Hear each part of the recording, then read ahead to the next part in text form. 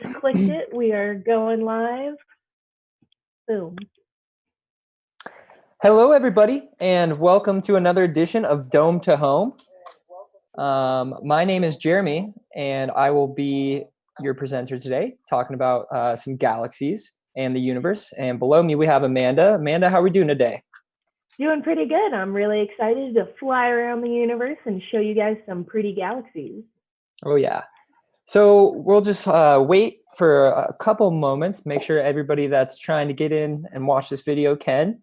Just a reminder that most of the visuals will be best viewed if you go ahead and maximize your screen, go full screen.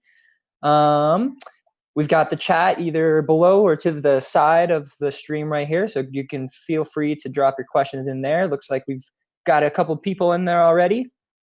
Hi, Liam. Hi, Gabriella. Looks like Lori's in here. Hello. Unspeakable Boo 7 is in here. Hello. And yeah, let's see. Yeah. Hope you guys are just as excited as us. Oh yeah, we've been having a great time with these Dome to Home shows, and so really hope that all you guys are enjoying this too. Let's see here. While we're waiting just a little bit longer, to my right, hopefully? No, to my left, hopefully. I'm pointing at the dome.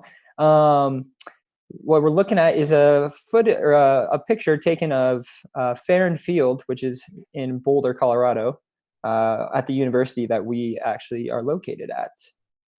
I think we probably have waited a long enough time, so let's go ahead and get started here. As I said, so this is Farron Field. This is what it would look like right now if you were to go outside. And Amanda, using the power of our virtual planetarium, let's go ahead and move time a little bit forward. And we'll watch the moon start tracking across the sky there. And we'll get into our early evening nighttime sky. And we're going to see kind of what objects begin to appear. And I think the best way to stargaze, if we were standing there on that field, the best way to stargaze is to go ahead and lay down on that field. And imagine we're looking straight up at the sky. Let's go ahead and lay down now. Sounds good to me. There goes the sun there. Ooh, yeah, there we go. There's a good little view laying on our backs here out in the field. You can see the Flatirons just barely peeking over there towards the bottom right of your guys' screen. We'll see the sun going to set over those mountains, and we'll start transitioning to nighttime here. Amanda, are there any planets up in the early evening? That is a great question.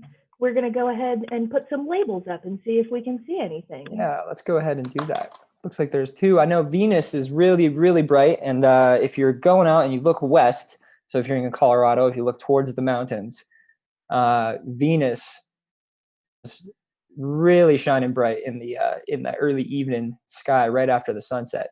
Can't miss it. So now you can see some stars. Let's go ahead and move a little bit further into the night. And as I said, this show is about galaxies in the universe. So when we're looking up at the nighttime sky, the most easily observed objects are the stars, of course.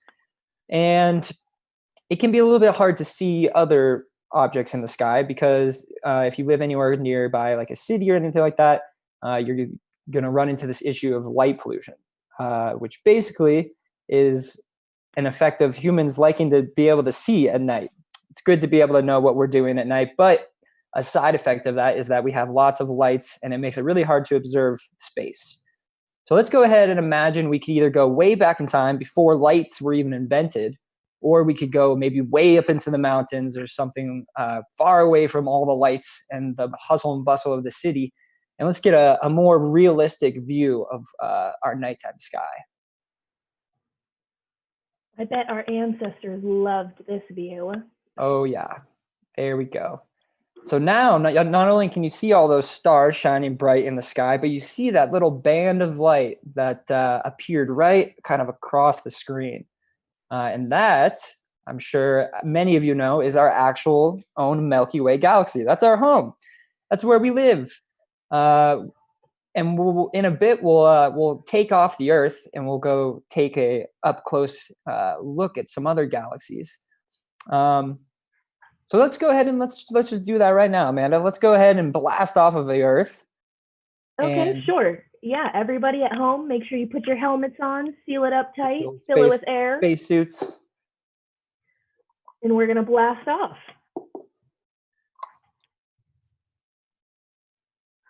Yeah, there we go. So there you see the nighttime side of the Earth there, sun, our nearest star, hanging out in the background right there. And we're going to go ahead and do some flying here. So I want you guys to think of how much distance and how far we're going to be actually traveling.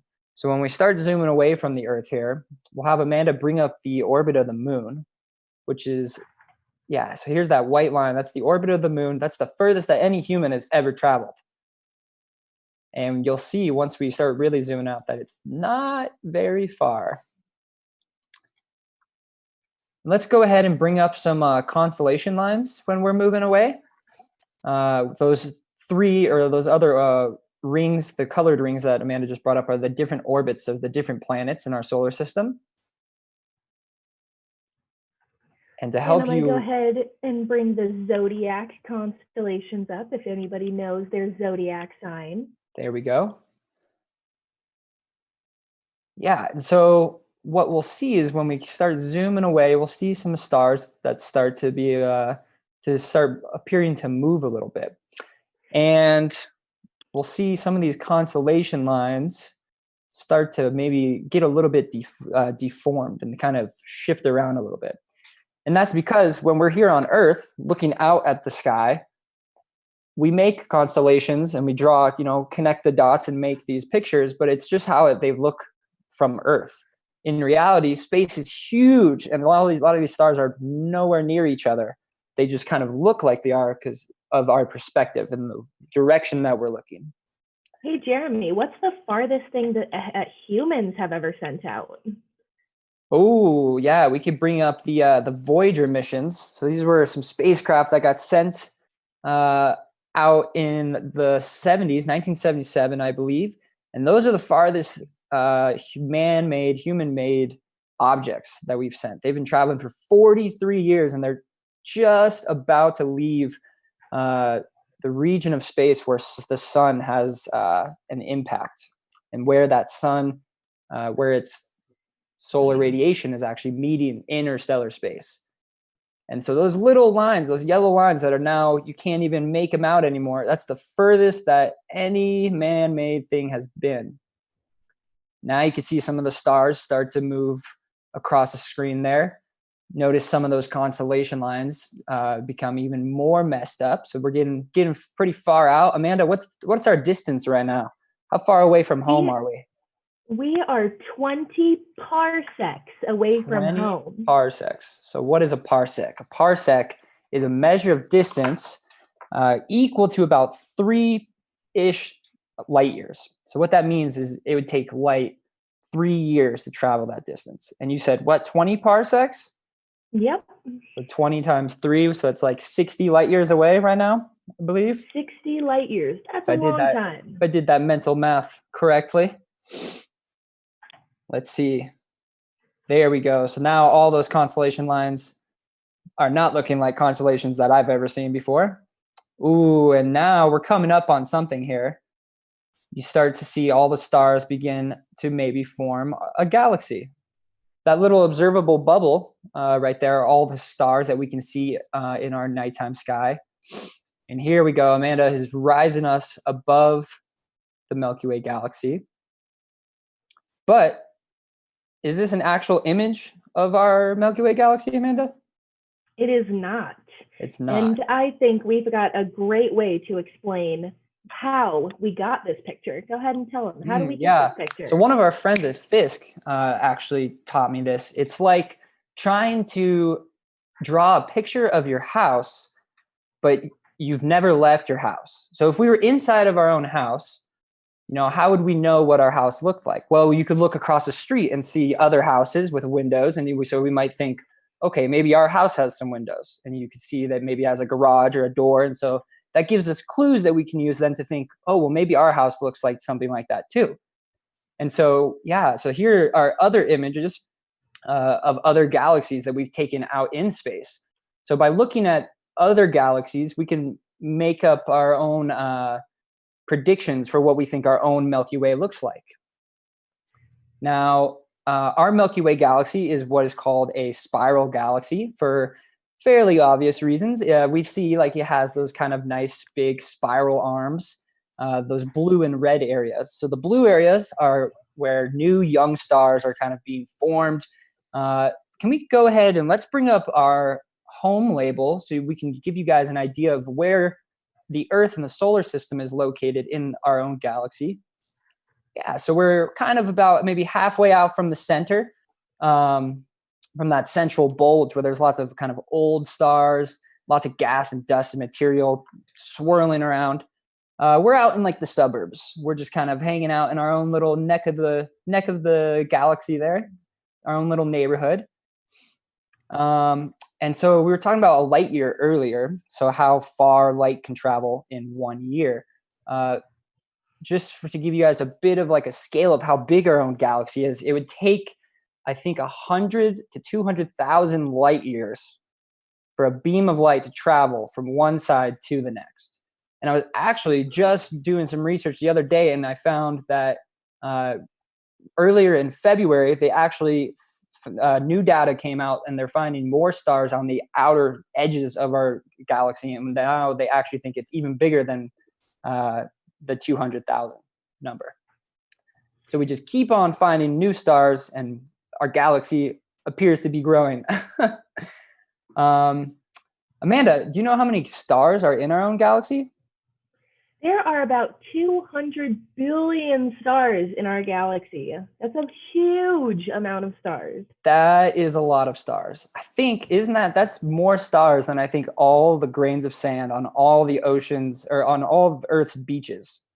Yeah, that sounds about right. I'd like to see anybody count up to 200 billion. It'd probably take you several years to do that. Oh yeah, that would be, I wish I had the amount of time to be able to do that. But people do that. People count all the stars in the universe, and that's how we catalog them and group them together, and that's how we learn about them.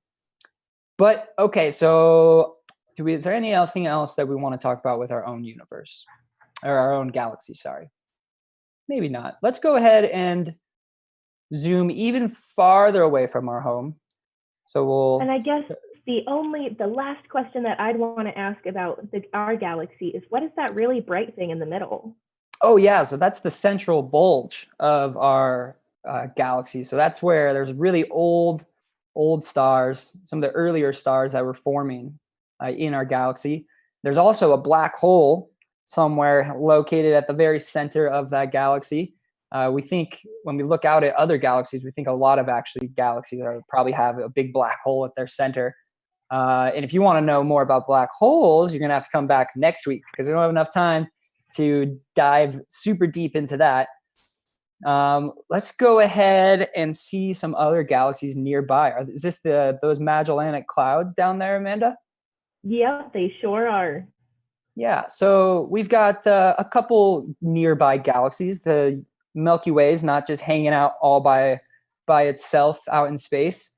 So we have the two Magellanic Clouds that you can see from the southern hemisphere, the large and small Magellanic Cloud, and they're what's called dwarf galaxies. They're a little bit smaller than our own Milky Way, and those, I believe, are called our satellite galaxies. So they kind of orbit our own Milky Way, I believe.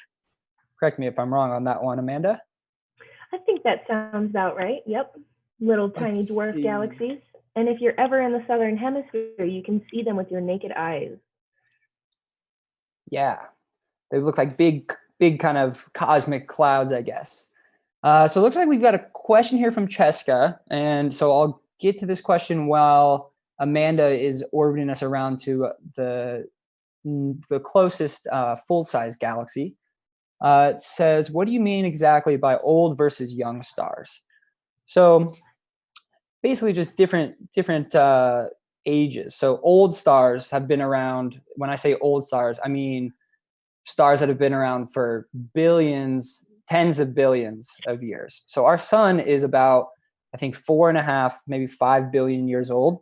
I would say that that's like a middle-aged star. So when I say young stars, I'm talking about maybe like 1 to 2 billion years old. When I'm talking about old stars, I'm talking like 10 billion years old. Great question. Let's see what else we have here. Yeah, here's a good little graphic of different types of stars. And if you wanted to learn more about stars, actually, we have a video that we did last week all about stars and our sun. So let's go ahead and bring back that Andromeda Galaxy. I said that this was the closest galaxy to our own. You can actually see this galaxy with your naked eye as well, located right by the constellation of Andromeda. Let's go ahead, and so this is what the Andromeda Galaxy looks like in our system. But let's go ahead and bring up a nice big image taken with the Hubble Space Telescope of this galaxy, and we'll see some of the structure. We also have a video. It was Hubble's 30th birthday, and we get to talk all about the other pretty pictures that Hubble got to see. So if you're interested in this kind of stuff, there's lots of content for you to go check out. That's right. Yep. All right. So here's the beautiful Andromeda Galaxy here. Looks pretty similar to maybe what we think our own Milky Way looks like, right? We've got that central kind of red region, that central bulge with old stars, so more like tens of billions of years. We've got those big kind of spirally arms and those regions of gas and dust. Where those blue regions are, those are the areas where new stars are being formed, big bright young blue stars. And yeah, so we have to see those gas dust lanes similar to what we see in our own Milky Way. Let's go ahead. Actually, before we go away from Andromeda, I'll just give you some context of the size of Andromeda. So I said there was about 250 billion stars in our own galaxy. So that's pretty big. That's a lot of stars. But in the Andromeda Galaxy, there's actually 1 trillion stars. So it's about 20 times more stars than we actually have in our own galaxy. It's also a little bit larger than our own galaxy. Instead of taking about 100,000 years for a beam of light to travel across that galaxy, the Andromeda Galaxy, it would take the distance is 2.5 million light years to the galaxy. Amanda, do you know how big across the Andromeda Galaxy is? That is a great question. Let's see. The diameter of Andromeda, I think, is about twice ours, which was about 200,000 light years. Okay, there we go. Yeah, so it's a little bit bigger than our own Milky Way, right? And little fun fact, the Andromeda Galaxy and the Milky Way Galaxy are actually on a collision course. In about 5 billion more years, they're actually going to be colliding with each other. And I think we have some cool visuals and like a little movie that we could show you of what that might look like. So here we go, starting with today, looking out. And this is definitely something, if you maybe we went out to the desert or something like that, you could see all these finer details. Yeah, there we go. So it's pretty interesting. So after, that collision, the Andromeda Galaxy and our own galaxy will kind of merge and kind of mix together and form maybe this new kind of super galaxy or something like that. But the distance in space is actually so big that there's not going to be like collisions of stars. So things aren't going to be actually colliding as much as you might think, because the distance just between those stars and planets and everything like that is just so big.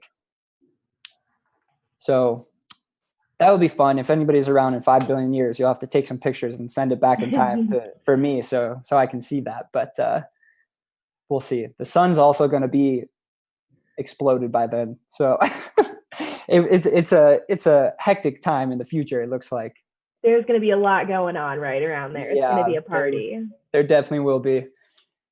All right, so let's go ahead and forget about the Andromeda Galaxy. Let's keep zooming out, and we're going to take you to the edges of the universe here. So now Amanda is going to gracefully bring up all these galaxies. Each point of light that you're seeing is not a star. We're way beyond stars. We're all the way out in galaxies now. You see kind of some of these nearby galaxies to us. Each point of light is a galaxy with billions and billions of stars of its own, maybe billions and billions of planets orbiting those stars, maybe some little space aliens out there looking up at galaxies, playing with software like our planetarium. But we could keep zooming out even further. How far are we from home right now, Amanda? Right now, we are about 2 million light years from home. So to get to this distance that we were at, we'd have to be traveling at the speed of light for 2 million years. Is that what you're saying? Yep, basically, that's a long time. So we are out there in space, intergalactic space.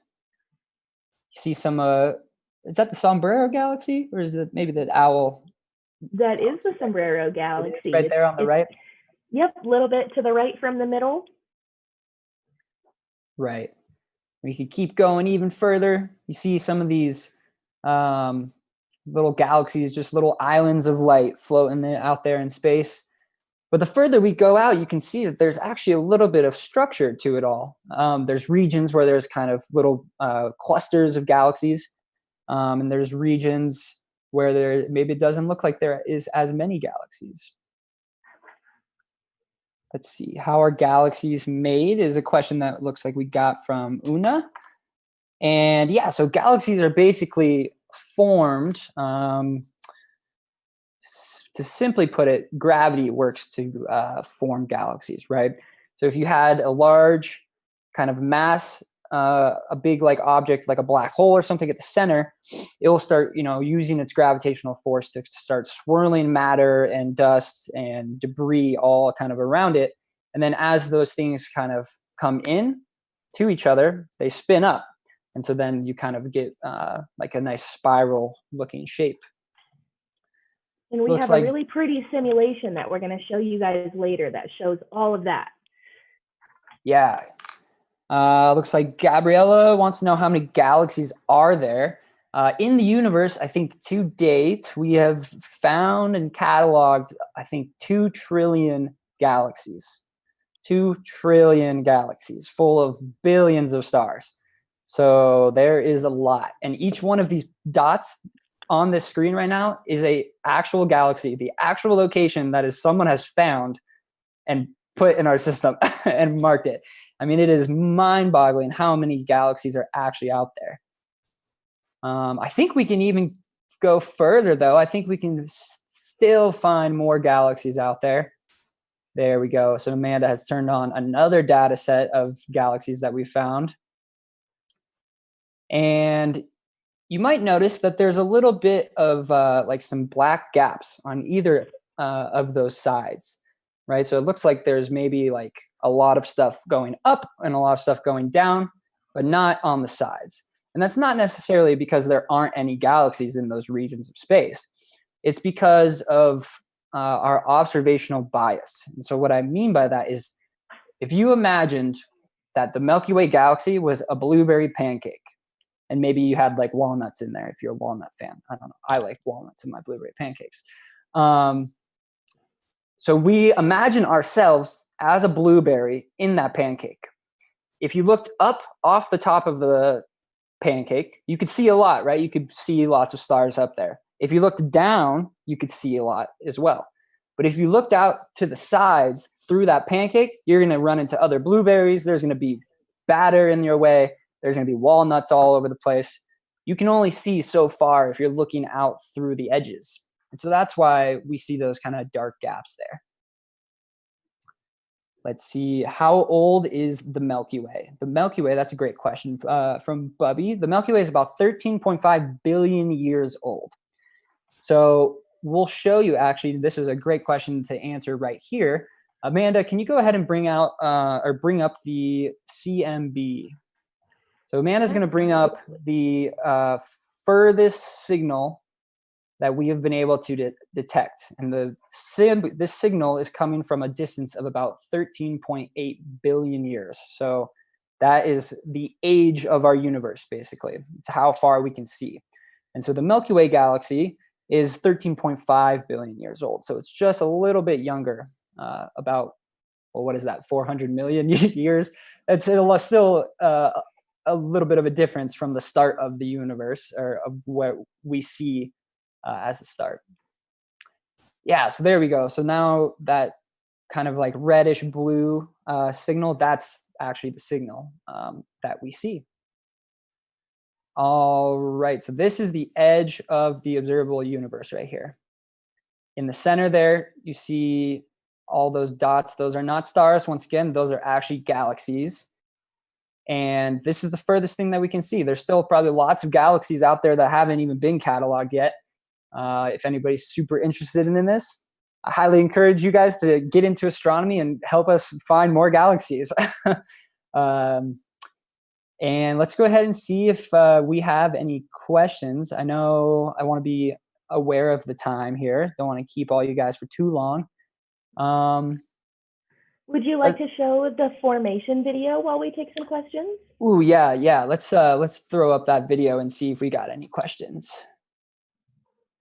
And maybe Amanda, if you can, maybe try to change the comment time, so maybe that they can talk back and forth a little bit quicker.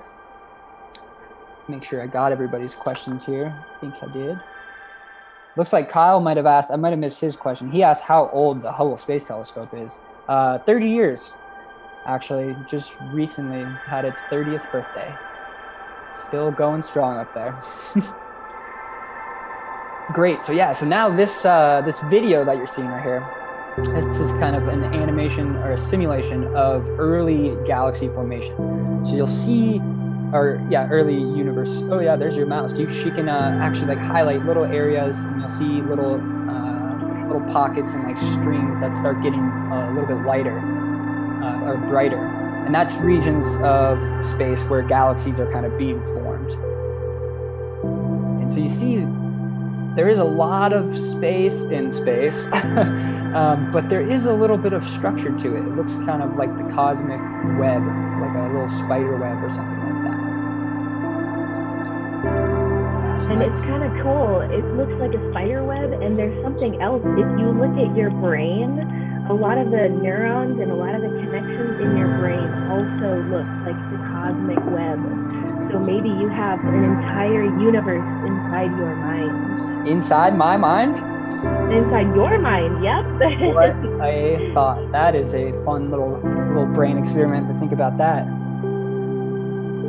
Let's see. How long ago did people discover galaxies? That's a good question, Liam. So I want to say our ancestors and everything like that have definitely been observing galaxies for as long as people have been curious and been able to look up at the sky and wonder, what are those, big, like cloudy, milky looking things up there. I don't know in terms of what like galaxy was the first one to be cataloged. I guess would maybe be like Andromeda, maybe? I know Edwin Hubble did a lot of research, and that's why we have the Hubble Space Telescope. But he did a lot of work in actually discovering some of these galaxies and starting to write these things down and, making measurements, I guess, or cataloging like where they were. Yeah, Edwin Hubble kind of gave us a little bit of a Christmas gift, because on December 30th of 1924, that's when Edwin Hubble announced the spiral nebula, which was Andromeda. Okay. So, almost awesome. 100 years ago. That is pretty crazy. Thanks, Edwin Hubble. Let's see, any other questions while Amanda can zoom us all the way back to Earth.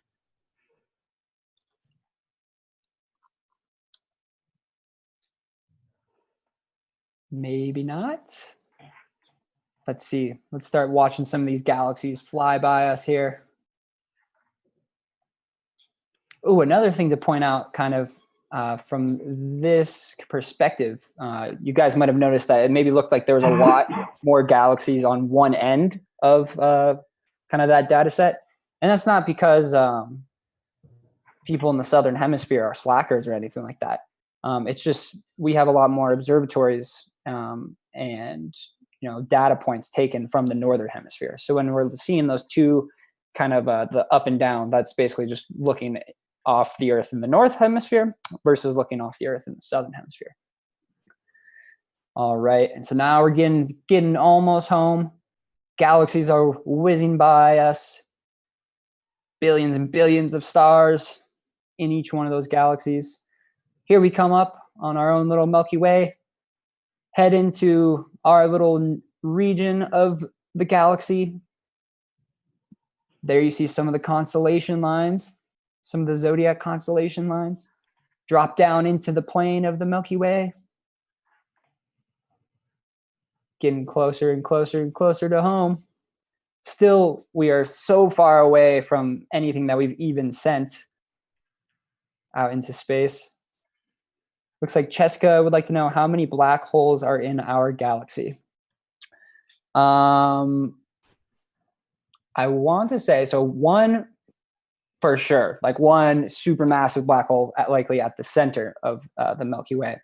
But we also think that there might be like 10 million other ones kind of scattered throughout the galaxy. And yeah, black holes, we're actually, learning more and more about black holes, and we're finding more of them all the time. Here you see those two little yellow lines. Remember, those were the Voyager spacecraft. Those are the farthest things that humans have ever sent out into space, other than light waves, radio signals, and whatnot. Ava asked, are those stars, I think? Yeah, so I think if I know what you're talking about, these are the orbit lines. Yeah, I'm like, you'll see the stars kind of flying by. But now we're getting in close to our own solar system so that you're only going to see one star, the sun. There's some orbits of the outer planets. I think that was Saturn's orbit that just went by. Here comes Jupiter. The asteroid belt would be located right there between that red and yellow orbit between Mars and Jupiter. That blue ring right there is the Earth's orbit. There goes the sun, our own star, zipping on by the left. And we'll see if we could get up close back home. Hopefully safely. Hopefully nobody fell off the spaceship when we were out there. Nobody ran out of oxygen. Yeah, in the distant depths of the universe. Be a bad time to lose someone. There you go. The orbit of the moon coming up there. Farthest any human has traveled. And we're just about home. Here comes the Earth. Just a pale blue dot floating in space, orbiting the sun. There we go. And I think that should just about do it for us, guys. Drop any quick last questions while we're wrapping this up. But thank you once again so much for coming and checking out the Dome to Home, spending some time flying through the universe with us. I know I had a blast. Amanda, I'm sure, had a blast. Absolutely. Thanks. I don't know if I ever introduced the people that were helping behind the scenes in the beginning of the show, but we had Tara and Rami helping out behind the scenes with your guys' questions and in the chat. So thank you guys to them. And thanks to all of you. Make sure you like, share, and subscribe this video if you found it interesting, or share it with your friends if you know of anybody that would like to check these things out.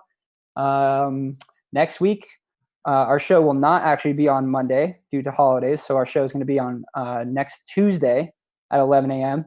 and we'll be talking about black holes for that one. So if you want to want to learn some more about black holes and some of the more weird and wonky objects in the universe, definitely come back and check us out next week. Until then, make sure you keep looking up at the sky and maybe find some new galaxies and let us know. I think that's about all from us, though. Heck yeah. See you guys next time. Thanks, everybody.